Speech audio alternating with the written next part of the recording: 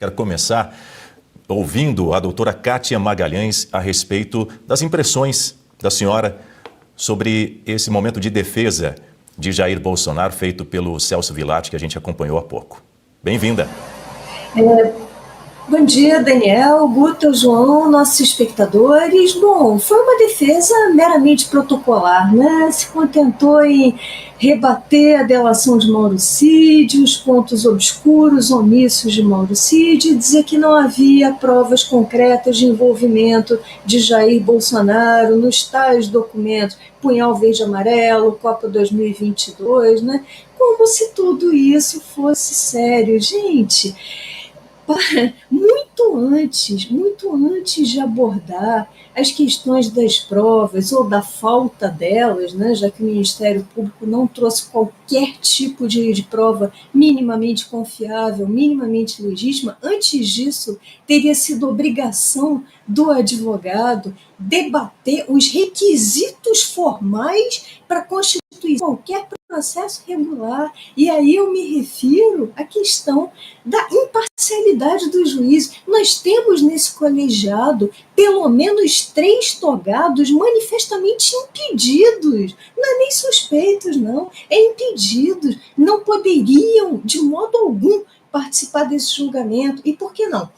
Alexandre de Moraes se disse publicamente, em alto e bom som, vítima e, portanto, não pode ser juiz ao mesmo tempo. Flávio Dino, diante do qual o doutor Vilade, o colega Vilade, até sorriu, Flávio Dino, quando governador do Maranhão, foi um dos maiores opositores políticos de Jair Bolsonaro, chegou a qualificar Jair Bolsonaro como demônio, portanto, quem classifica alguém como demônio não pode vir a julgá-lo 4 anos depois. E, por último, mas não menos importante, Cristiano Zanin, presidente da primeira turma, ex-advogado de Lula e não só, período dos fatos incriminados, participou do gabinete de transição do governo Lula.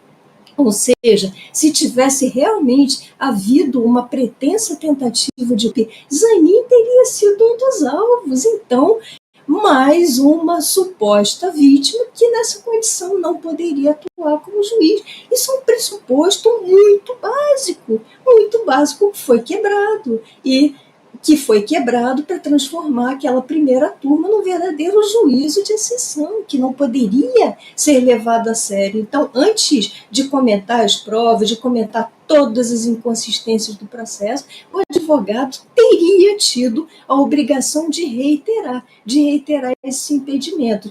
E também de levar à primeira turma todos os achados e as provas, aí sim, provas legítimas, robustas, produzidas por Eduardo Talhaferro lá na antevéspera no Senado Federal, de que aquele TSE e o STF era tudo menos isento.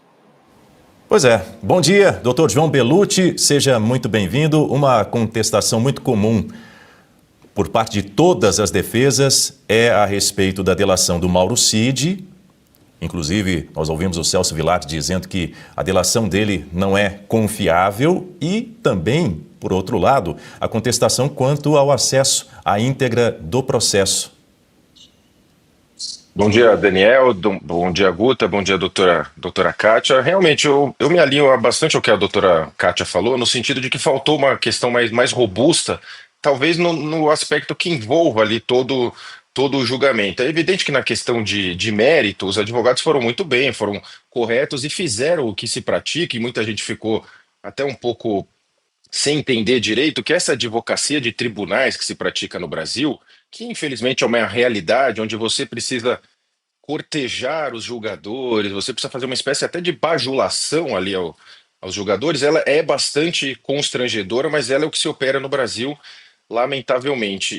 E pulando essa parte que achamos bastante triste, que deveria ter ocorrido talvez um fato incisivo maior, alegando suspeição dos jogadores, toda a questão documental ali de provas, todo o entorno da coisa que é muito frágil, indo direto para o mérito na sua pergunta, Daniel, acho que nessa parte foram bem os advogados, tanto o Vilardi quanto o Bueno, salvo o melhor juízo o nome, falaram que não há link direto ali entre Bolsonaro e os tais atos, que é uma coisa bastante esquisita, até em termos de lógica, né? Você imaginar que aquelas pessoas estavam lá acampadas há meses.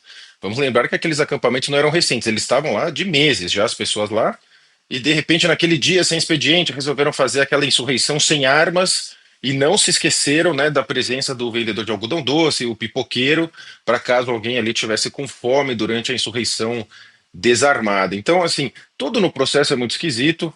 Reforço que também, assim como a doutora Kátia falou, faltou essa questão mais incisiva, que era o momento oportuno ali, o Brasil inteiro, o mundo inteiro assistindo, para os advogados mencionarem: ó, Zanin, você era advogado do Lula até pouco tempo atrás, Flávio Dino, você era ministro da Justiça nos atos, né? Você não se sente nem um pouco constrangido de estar aqui? E tem uma hora também que a Carmen Lúcia interrompe para falar uma questão do voto auditável, voto impresso, que nem teria muito sentido ali. Então, assim, como comentários iniciais, assim, achei a questão do mérito ok, mas de alguma forma sempre fica essa interpretação para a gente, não é, Daniel? Que ao participar de um julgamento assim, ao ir direto para o mérito, falar do mérito, enfim, ó, estou defendendo, você acaba de alguma forma também, é possível essa leitura, convalidando tudo que aconteceu ali, né? Todos aqueles atos, você acaba de alguma forma também dando a sua chancela de que aquilo seria um processo legítimo, um processo legal, o que evidentemente não é, não à toa que o mundo começa a se dar conta e o próprio Congresso começa a se dar conta e a questão da anistia começa a ficar cada vez mais inadiável, Daniel. Muito bem, são 7h12 no horário de Brasília.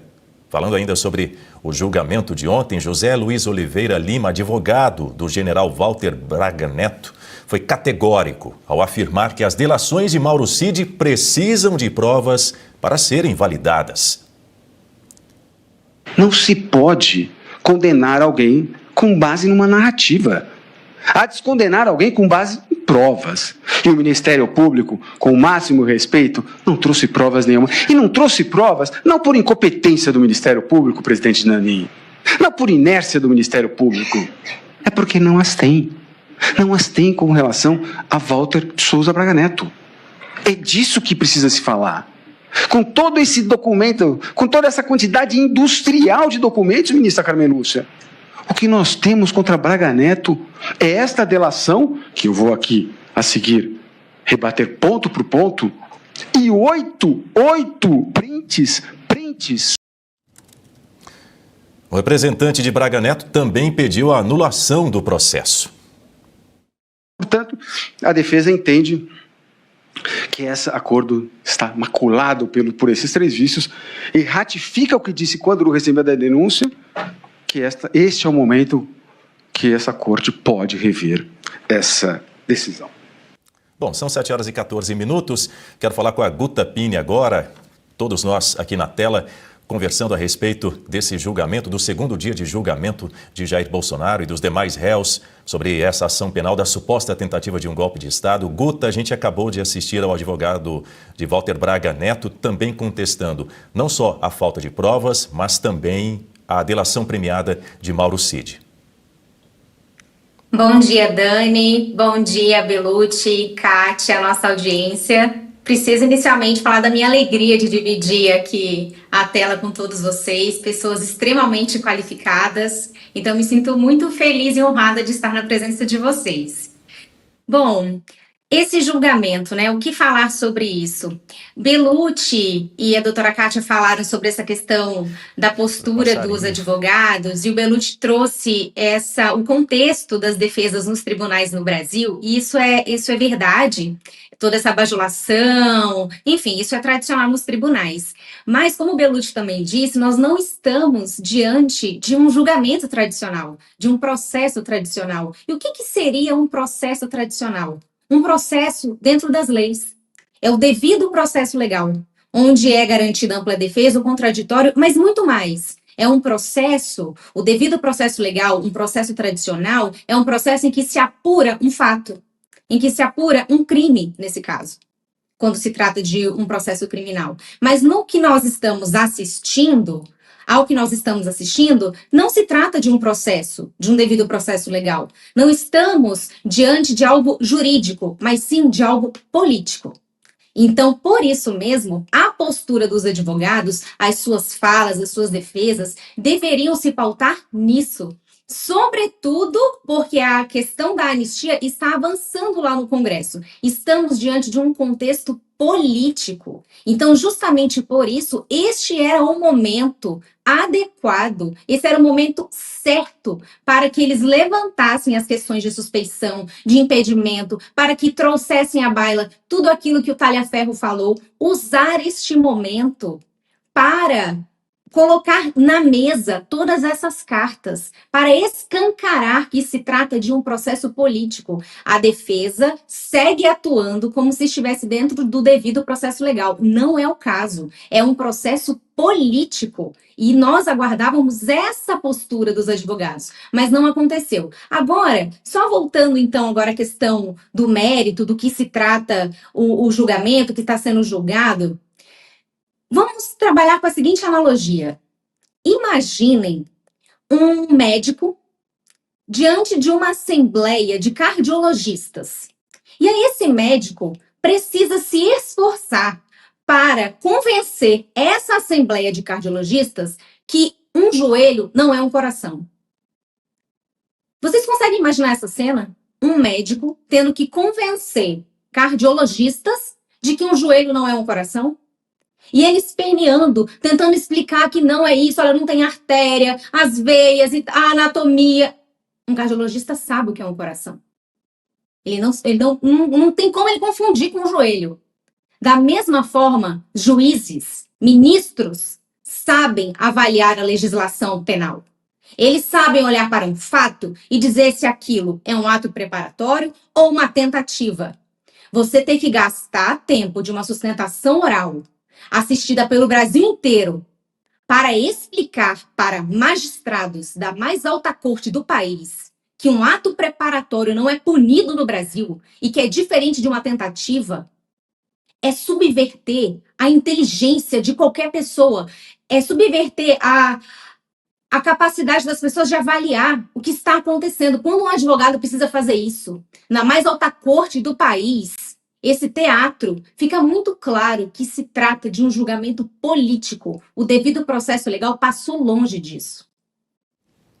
E o advogado Matheus Milanes de Augusto Heleno, advogado do general Augusto Heleno, ex-ministro do Gabinete de Segurança Institucional, contestou a conduta do ministro Alexandre de Moraes no julgamento e destacou que a atuação do magistrado levanta suspeitas sobre a imparcialidade do processo.